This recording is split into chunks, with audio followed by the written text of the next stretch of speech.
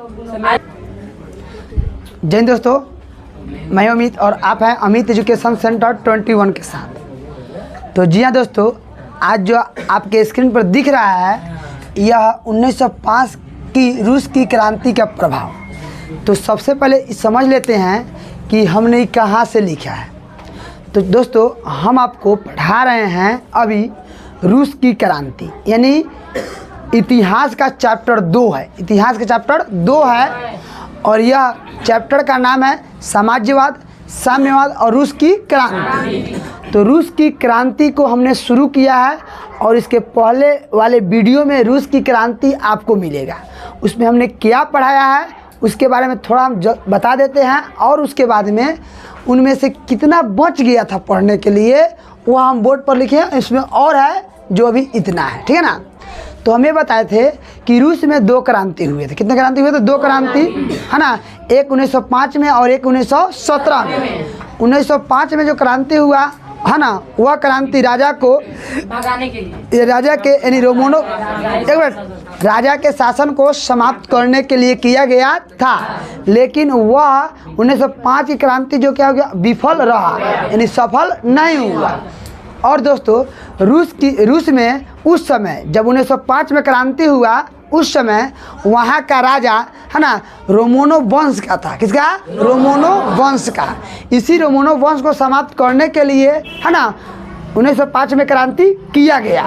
अब आपको पता लग रहा होगा कि काहे राजा के समाप्त किए। रोमानोव वंश का जो शासन था, राजा था, उसको काहे समाप्त किया जा रहा था, क्या कारण था? तो उसके बहुत सारे कारण हो सकते हैं। यानी किसी भी राजा को उखाड़ कर फेंक देना, किसी भी राजा को हम नहीं चाहते कि वह राजा बने, तो उसके पीछे बहुत सारा कारण होगा, है ना। हाँ, तो वास्तविक बात है, रूस का जो रोमानोव वंश का जो शासक था, जो राजा था, उसके बहुत सारे है ना कारण थे। यानी जनता इनसे पूरा ये हो गया था कि मतलब जनता के नज़र में ये साफ बेकार हो गए थे। यानी ये जो शासक जो थे जनता के नज़र में क्या थे, बेकार हो गए थे। ये नहीं चाहते थे, मतलब रूस की जनता ये नहीं चाहते थे कि यह रोमानोव वंश का शासक जो है यहाँ पे अपना शासन करे, नहीं चाहता था, है ना। वे ये चाहता था कि इनकी शासन क्या हो जाए, समाप्त हो जाए। तो ऐसे कौन कौन एक्टिविटी किए थे राजा साहब, रूस के जार। यानी रूस में जो राजा होते हैं उनको जार कहा जाता है। क्या कहता है? जार। तो ऐसे कौन कौन एक्टिविटी किए थे, ऐसे कौन कौन एक्टिविटी किए थे जिसके कारण है ना वहाँ की जनता, यानी रूस की जनता है ना, इनकी शासन को समाप्त करने पर लग गया था, है ना। बात समझ नहीं आया? तो चलिए, इसको जानने से पहले एक और हम बात बता देना चाहते हैं।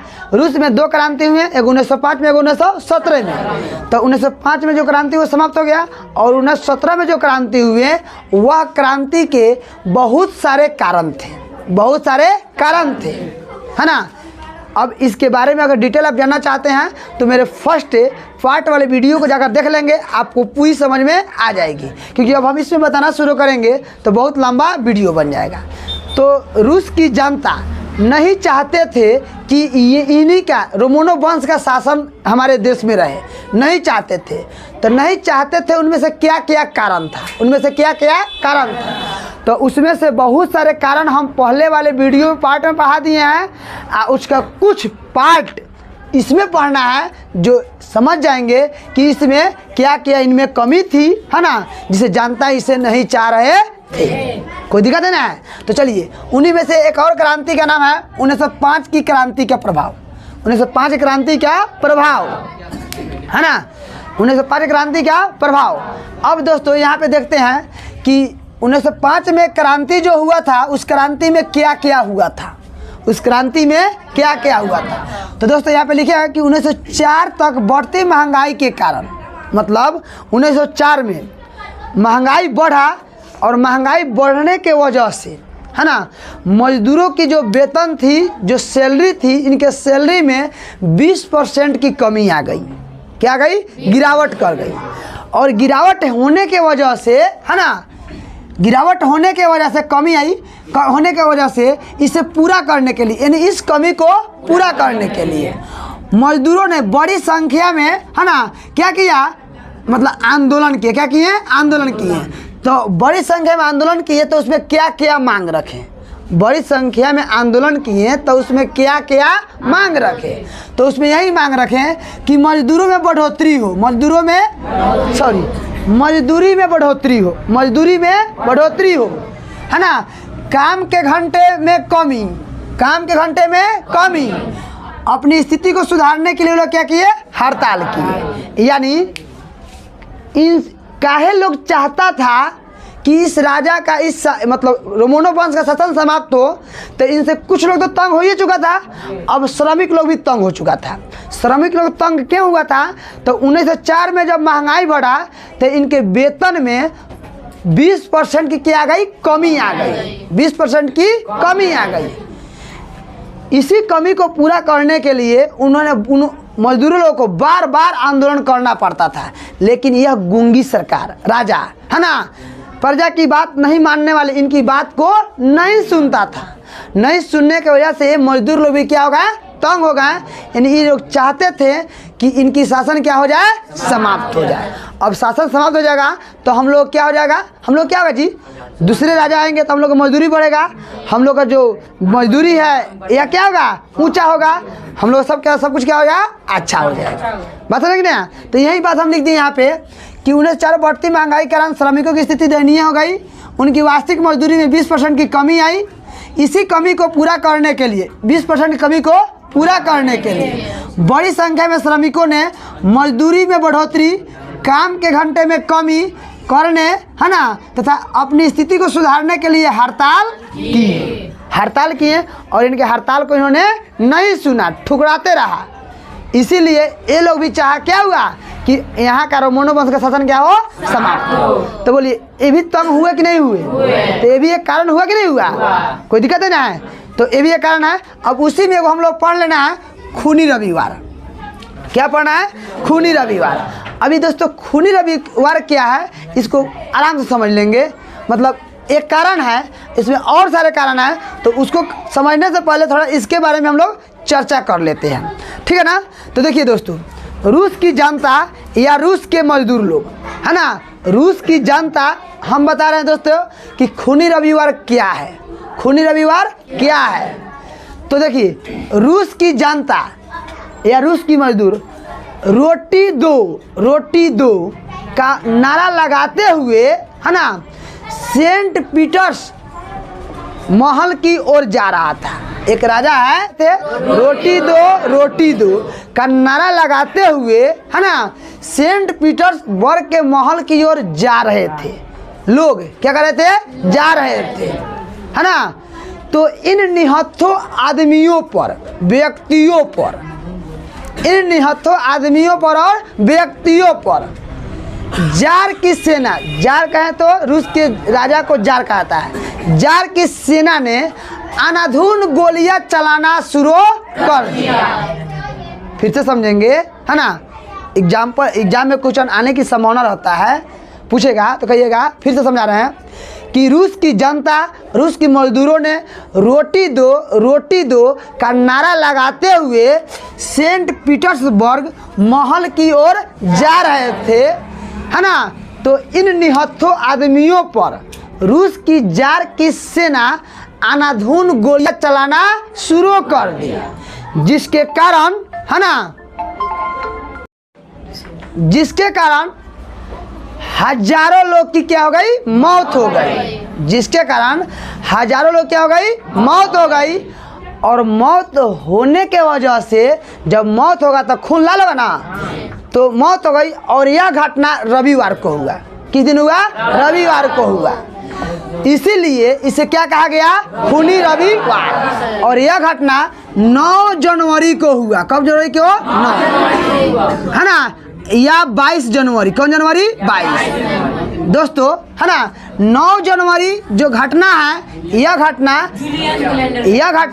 है ना, जूलियन कैलेंडर के अनुसार होगा।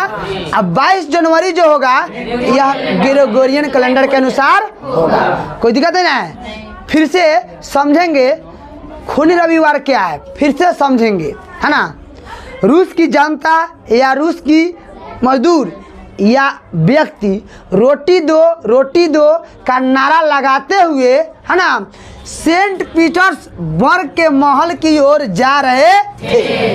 तो इन निहत्थों आदमियों पर रूस के जार की सेना अंधाधुंध गोलियां चलाने लगी, जिसके कारण हजारों लोग की मौत हो गई। और यह घटना रविवार को घटा था, इसीलिए इसे खूनी रविवार कहा गया। और इस दिन डेट था 9 जनवरी या 22 जनवरी। ऑप्शन में आएगा कि खूनी रविवार घटना किस तारीख को घटा था, तो 9 जनवरी।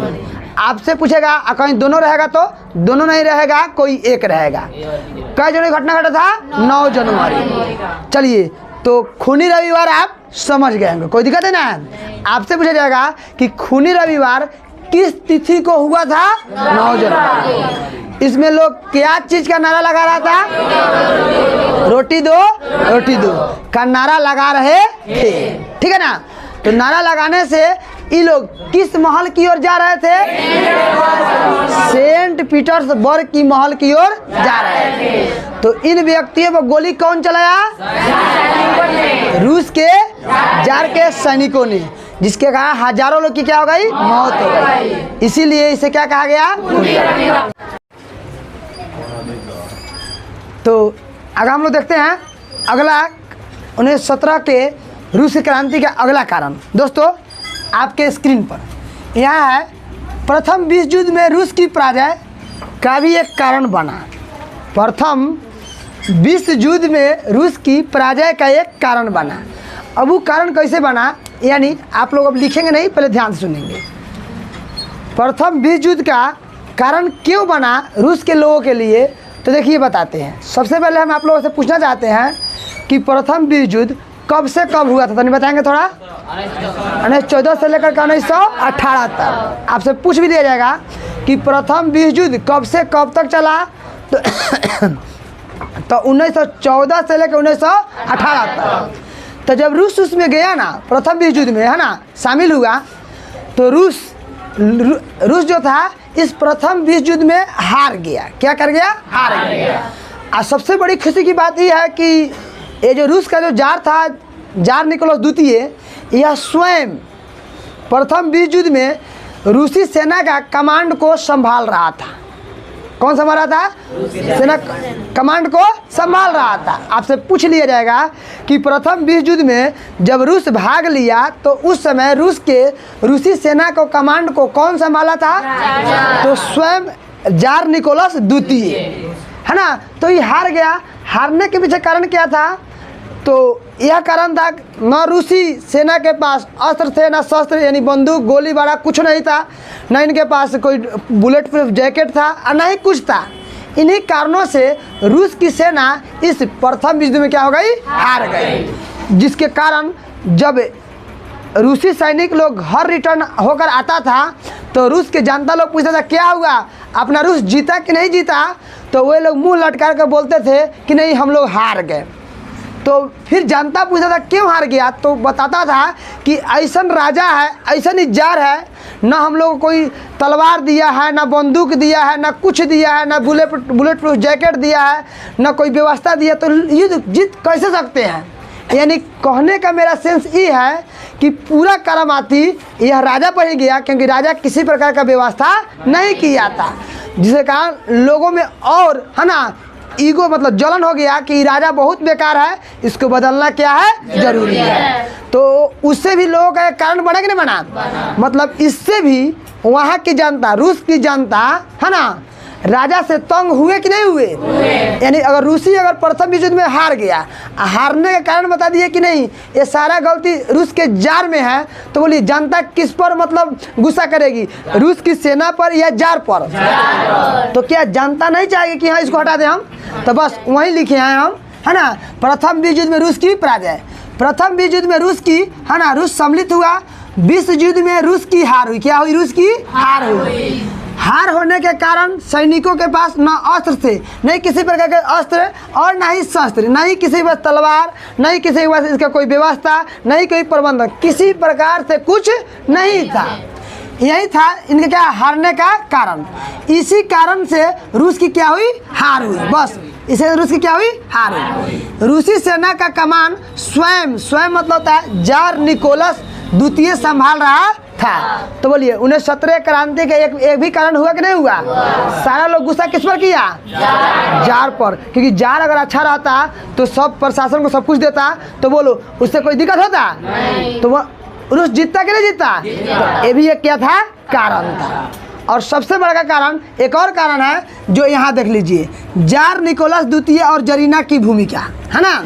मतलब अभी हम जो पढ़ा रहे हैं राजनीतिक कारण में प्रथम विश्व युद्ध की रूस की पराजय और उसके बाद में है जार निकोलस द्वितीय और जरीना की भूमिका।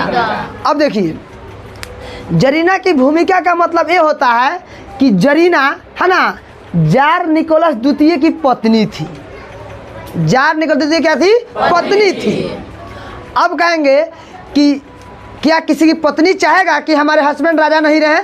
नहीं। अरे कोई चाहेगा? कोई नहीं चाह सकता है ना। लेकिन यह ऐसी मतलब इसकी धर्मपत्नी थी, इनकी धर्मपत्नी थी जो, है ना, किसी के बहकावे में आ गई थी। यानी किसी के द्वारा इनको कुछ कहा जाता था तो ई जा करके जार निकोलस द्वितीय को कहती थी कि आप ऐसे शासन कीजिए। अब आपके मन में चलता होगा इनको कौन कहता था? तो देखिए जार निकोलस की पत्नी जरीना थी। कौन थी? जरीना। और यह जरीना किसी दूसरे के, है ना, अनुरूप चलती थी। यानी इन पर किसी दूसरे का प्रभाव था, जरीना पर किसी दूसरे का प्रभाव था। यानी मेरे कहने का मतलब ये है कि जरीना को, है ना, रास्ता बताने वाला, क्या करना है क्या नहीं करना है, एक पादरी वर्ग का व्यक्ति था जिसका नाम था रास्पुटिन। क्या नाम था? रास्पुटिन। जिस तरह रास्पुटिन जरीना को कहता था उस तरह जरीना जार निकोलस द्वितीय को कहती थी और वह जार निकोलस उस तरह के शासन व्यवस्था को अपने पूरे रूसी पर लगाता था। तो ऐसे ऐसे करामात रूसी लोगों ने देख लिया था।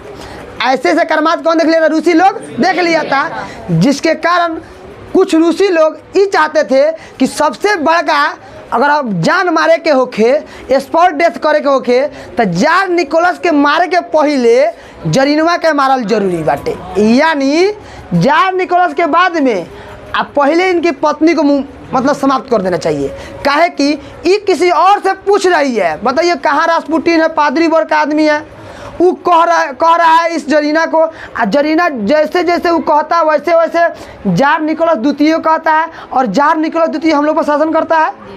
तो ऐसे लोग तंग हुए कि नहीं हुए? ऐसे लोग भी कह रहे थे कि ये बहुत बेकार है, जरीना क्या है? बहुत बेकार है। इनसे क्या हो गया था? लोग तंग हो गया था। और जो लोग इनसे तंग, जो लोग इनके कहानी को सुना था वे लोग भी चाहते थे कि कब न कब इस जरीना को समाप्त कर दी जाए। अर्थात कहा जा सकता है कि ये लोग भी चाहते थे कि जरीना और जार निकोलस द्वितीय का शासन क्या हो? समाप्त हो। तो एक प्रकार कह सकते हैं ना, क्रांति होने के कारण में इनका भी एक भूमिका हो सकता है कि नहीं हो सकता है? हो सकता है ना। मतलब क्रांति होने के कारण में इनका भी एक भूमिका हो सकता है, एकदम होगा। क्योंकि कुछ लोग बहुत चिढ़ गए थे इनसे, तो वहीं हम लिखे हैं जार निकोलस द्वितीय और जरीना की भूमिका। इसमें लिखे हम जार निकोलस द्वितीय स्वयं कोई काम नहीं करता था, या स्वयं अपने मन से काम नहीं करता था। कौन? जार निकोलस द्वितीय अपने धर्मपत्नी जरीना के कहने पर अपने क्षेत्र में शासन करता था। कौन करता था जी? जार निकोलस द्वितीय। उनकी पत्नी जो कहती थी, अगर उनकी पत्नी कह देती है ना कि आज अपने, है ना, इस क्षेत्र में अपने राज्य में, है ना, कुछ नाच गान का व्यवस्था हो, है ना, तो जरूर जरीना जार निकोलस द्वितीय का तो एकदम हो। कौन कहता? कौन? जार निकोलस द्वितीय करता। कहता कौन? उनकी पत्नी। कहती कौन? उनकी पत्नी।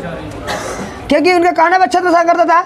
वह जरीना मतलब उनकी पत्नी पादरी रास्पुटिन नाम का एक व्यक्ति, लड़का था, है ना, नाम का व्यक्ति के बस में थी। बस मतलब होता है उसी के कंट्रोल में, उसी के एक प्रकार से कह सकते हैं पुराना का दोस्ती था, है ना। इस रास्पुटिन से इनका पुराना क्या था? दोस्ती था जरीना के, तभी तो बस में कर लिया था, है ना। रास्पुटिन जरीना के सहारे पूरे रूस पर शासन चलाता था। कौन चाहता था जी? रास्पुटिन। अब रास्पुटिन कहीं और देश के, है ना, शासक था। और वहाँ बैठे बैठे यहाँ रूस के लोग को नचाता था साहब, घुरमैया लखने खूब नचाता था। कौन रास्पुटिन, जिसके कारण से कुछ दोष, कुछ इनके अवगुण कुछ लोगों ने जान लिया, तो उन लोगों के भीतर अखड़ने लगा कि भाई सबसे बड़का अगर कमी है तो जरीना में कमी है ना, क्योंकि जरीना अगर उससे बात नहीं करेगी तो कुछ नहीं कहेगा, और जब नहीं कहेगा तो उसका शासन यहाँ चलेगा नहीं। तो बस ये भी एक क्या था, कारण था। यानी जार निकोलस द्वितीय और जरीना की भूमिका एक 1917 क्रांति क्या था, एक कारण था। तो इतने जितने भी सारे हम लोग कारण पढ़े हैं ये राजनीतिक कारण थे, इसमें से कुछ सामाजिक कारण है। क्या है? सामाजिक कारण। अब सामाजिक कारण मतलब आ जाएंगे किसान मजदूर लोग आ जाएंगे। कौन? किसान और मजदूर लोग आ जाएंगे। कोई डाउट नहीं ना है? आपसे पूछा जाएगा कि 1917 रूसी क्रांति के कारण को लिखे, तो हम लिखाए है ना राजनीतिक कारण में 5-6 को पहले आज के बाद सामाजिक कारण लिख देंगे, आर्थिक कारण, धार्मिक कारण, और उसके बाद में एक और कारण है बौद्धिक कारण। तो आपके इस प्रश्न का जवाब क्या हो जाएगा? समाप्त हो जाएगा। कोई दिक्कत नहीं है? चलिए आगे देखेंगे। यहाँ पे अगला क्या? सामाजिक कारण। क्या है? सामाजिक कारण। अभी सामाजिक कारण में क्या क्या देखते हैं, आगे हम बताते हैं। अगला है किसानों की स्थिति। ये जो है एक किसानों की स्थिति है ना, सामाजिक कारण में आएगा। किस में आएगा? सामाजिक। मतलब यहाँ भी जितने भी सारे अभी हम लोग कारण पढ़े हैं वो राजनीतिक कारण थे। कौन कारण थे? राजनीतिक। अब हम लोग पढ़ेंगे सामाजिक कारण। कौन कारण पढ़ेंगे? सामाजिक कारण। और सामाजिक कारण में कौन कौन आते थे सो देखेंगे। सबसे पहले आते थे किसानों की स्थिति। किसानों की स्थिति, इसमें दोस्तों क्या हुआ था कि जो जार निकोलस द्वितीय जो था, जार निकोलस द्वितीय है ना, वे क्या किया था कि किसानों पर इतना टैक्स लाद दिया था कि किसान है ना चाह करके भी कुछ नहीं कर सकता था। किसान पर इतना टैक्स लाद दिया था कि किसान चाह करके भी कुछ नहीं कर सकता था। लेकिन क्या हुआ?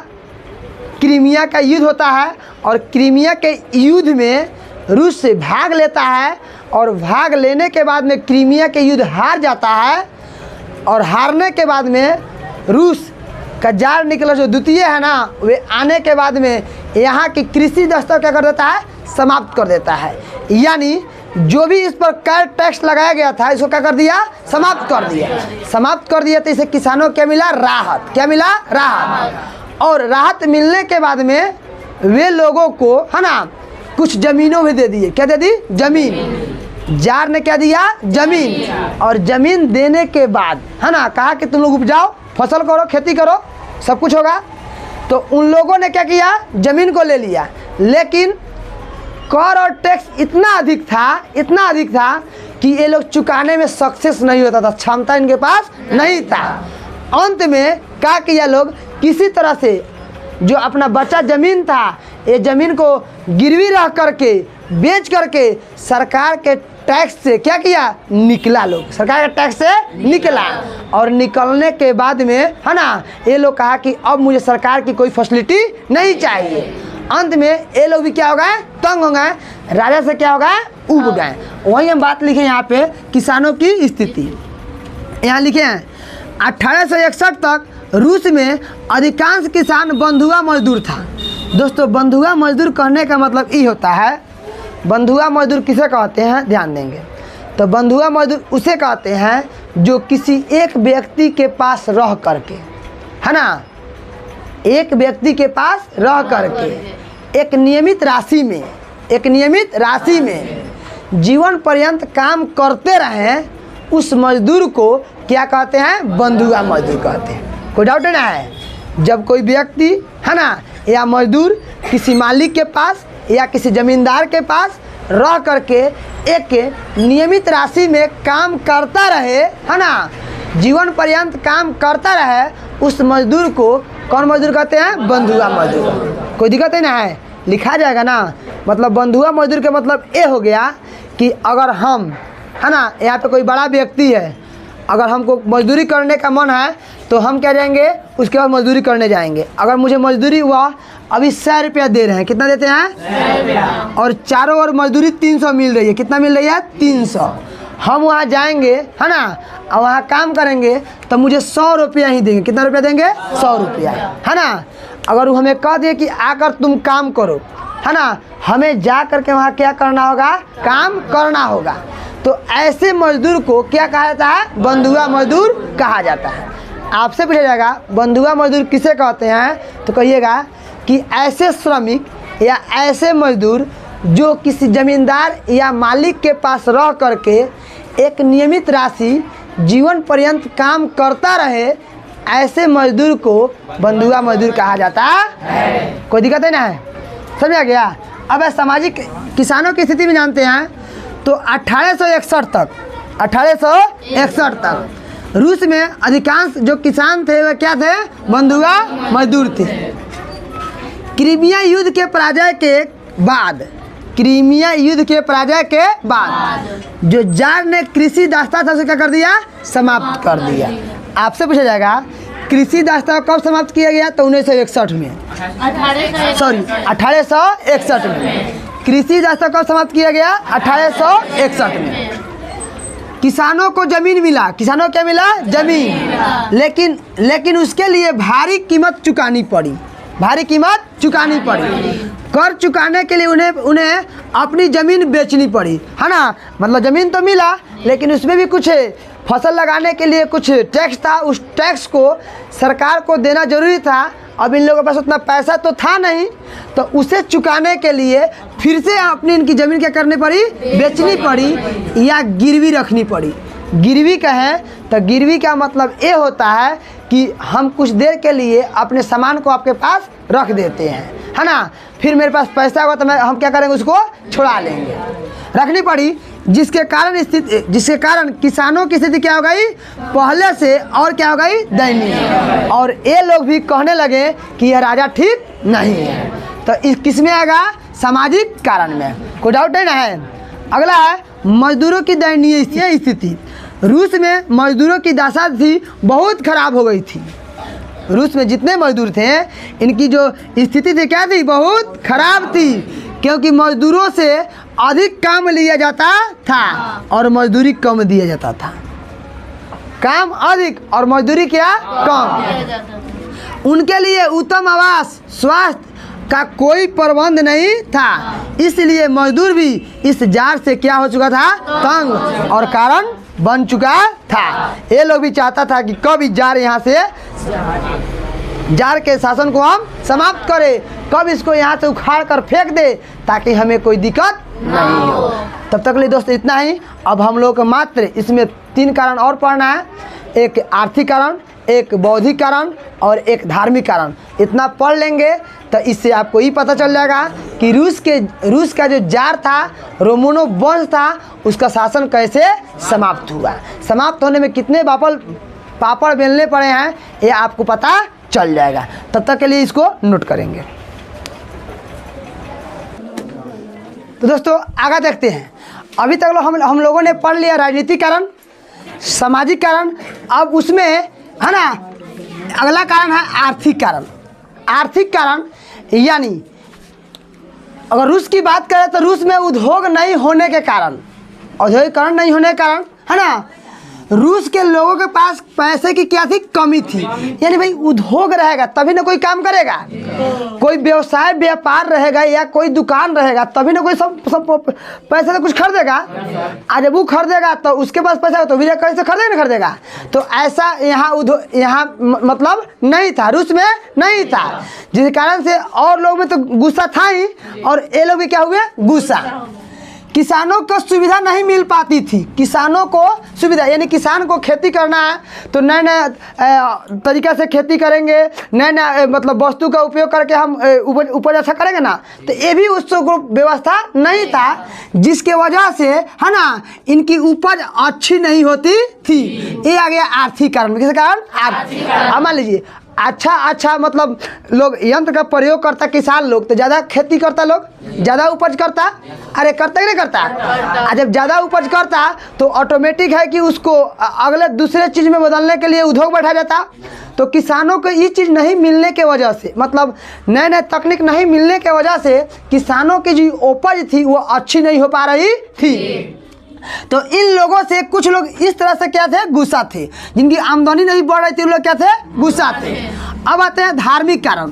तो धर्म मानने वाले जितने भी लोग व्यक्ति थे रूस में, जितने धर्म मानने वाले थे कि हमें धर्म मानने की आज़ादी दें, तो ये लोग भी गुस्सा था। काहे कि ये लोग अपने मन से अपने धर्म को नहीं मना सकता था। तो ये लोग गुस्सा था कि नहीं था? अंदर तो गुस्सा, भीतर गुस्सा था ही कि भाई जो मेरा धर्म है, जो मेरा पूजा पाठ है, जो मेरा रीति रिवाज है, वो भी रीति रिवाज मुझे नहीं पूरा करने दिया जा रहा है। तो इन लोगों में भी गुस्सा था।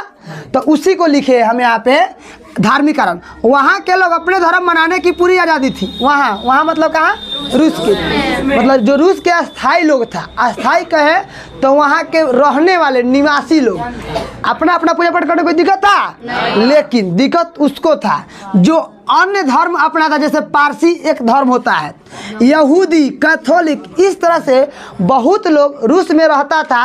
इन लोगों को अपने अपने धर्म मनाने की आज़ादी नहीं थी, जिसके कारण से इन लोगों में क्या था, गुस्सा था। और ये लोग भी राजा से क्या हो गए थे, तंग हो गए थे, और सोच रहे थे कि कब ये समाप्त होगा कि हम अपने धर्म को पूरे आज़ादी के साथ मनाएंगे। तो ये भी एक कारण हुआ कि नहीं कारण हुआ? इतने सारे कारण थे, और ये सारे कारण में सबसे बड़ा कारण है बौद्धिक कारण। दोस्तों, बौद्धिक कारण कहे तो इसका मतलब ये होता है कि बुद्धि विवेक से, है ना, किसी चीज़ को प्रेरित करना। अगर मान लीजिए, अगर आपको, है ना, पीटना हो तो मेरे पास डंडा है, डंडा अगर मारना ही है, इस डंडा से अगर किसी को मारते हैं तो ये क्या होगा, मेरा दिखावा हुआ ना। लेकिन अगर किसी को हराना होगा, प्रेरित करना होगा, अगर हम माइंड से प्रेरित करते हैं, बुद्धि से प्रेरित करते हैं, तो कोई कहता है कि भाई इसके पास बहुत ज़्यादा विवेक है, अरे कहता है।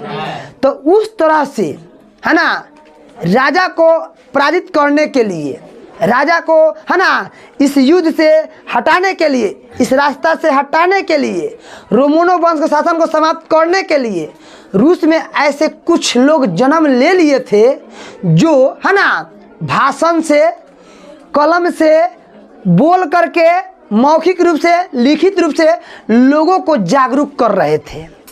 कह रहे थे कि कब तक हम लोग इस राजा के चंगुल में फंसे रहेंगे, कब तक इस राजा का बात मानते रहेंगे, कब तक हम किसी के द्वारा अधीन काम करते रहेंगे। हम लोग इतने पढ़े लिखे हैं, सब कुछ मेरे पास होते हुए भी हम लोग आगा नहीं बढ़ रहे हैं। हम लोग को आगा बढ़ना चाहिए। समय समय पर इन लोगों ने जागरूक किया। कौन लोगों ने, तो बताते हैं हम आपको। तो उनमें से हैं लियो टॉल्स्टॉय, गोर्की, यानी गोर्की का बहुत बड़ा रोल रहा है, इवान तुर्गनेव इत्यादि लोग जो थे ना, वे जनताओं को भाषण के द्वारा प्रेरित करके जागरूक किए। प्रेरित करके मतलब होता है कि समय समय पर आके बता देना, है ना, कि देखिए आप लोग फिर राजा के प्रति कुछ नहीं कर रहे हैं, इसको समाप्त करना होगा, आप लोग बात कहे नहीं मानते हैं, जब तक ये राजा रहेंगे तब तक हम लोग का विकास नहीं। मतलब कुछ न कुछ कह करके इन लोगों ने जनता को क्या किया, जागरूक किया, प्रेरित के उत्साहित किया। और अंत में क्या होता है, 1917 में एक क्रांति हो जाता है। अब पर डे जाकर किसी को बात कहेंगे तो हमें खून में उबाल आई कि ना आई? एक दिन ऐसा नहीं कि मारपीट कर ला तैयार हो जाए, गलती की सही। अगर हम आपको बोलते हैं, एक मिनट, अगर बोलते हैं कि हम आपको बार बार बोलेंगे कि देखिए हाई मथुरा सिंह है, मथुरा सिंह बार बार तुमको, है ना, गाली देते हैं। रोज आकर हम तुमको कहें कि मथुरा सिंह तुमको बार बार गाली देते हैं, बार बार गाली देते हैं, अगर बार बार कहें तो एक ना एक दिन आपको गुस्सा आएगा ना आएगा। एक दिन ऐसा ना कि ससुर जाकर नोटिया पकड़ के सवार देता मस्जिद, अरे होगा कि नहीं होगा। तो ऐसे लोगों को रोज उत्साहित करते थे, प्रेरित करते थे। करते करते क्या होता है, 1917 में एक क्रांति होता है। क्या होता है, क्रांति।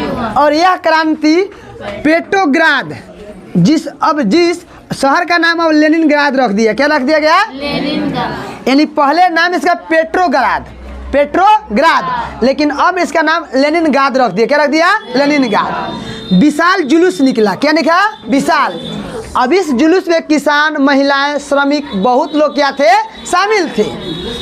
जुलूस मतलब होता है कि अचानक से कोई, है ना, बहुत लोगों का एक ओर से भीड़ निकलना कि हम उसको समाप्त कर देंगे। हम क्या कर देंगे, अचानक से किसी ओर से, किसी रास्ते से बड़ी संख्या में लोगों का, है ना, एक झोंका निकलना, एक, है ना, बहुत ज़्यादा लोगों की एक ओर जाना, यह जुलूस क्या कहलाता है, जुलूस निकला, है ना। और यह जुलूस पेट्रोग्राद से निकला। कहाँ निकला, पेट्रोग्राद। इसमें कौन कौन शामिल थे, किसान, मजदूर और श्रमिक लोग, है ना। और ये जुलूस में, इस जुलूस में, है ना, लोग नारा दे रहा था, हमें रोटी दो, युद्ध बंद करो, निरंकुश शासन बंद करो। यानी 1917 में पेट्रोग्राद में जो जुलूस निकला, जो हंगामा हुआ, उस हंगामा में किसान, मजदूर और श्रमिक लोग संगठित था और वे लोग, है ना, हमें रोटी दो, युद्ध बंद करो और निरंकुश शासन को समाप्त करो का नारा देते देते जा रहा था लोग। क्या कर रहा था लोग? जा रहा था। जिसको, है ना, जार ने देख लिया, समझ लिया। क्या कर लिया? समझ लिया।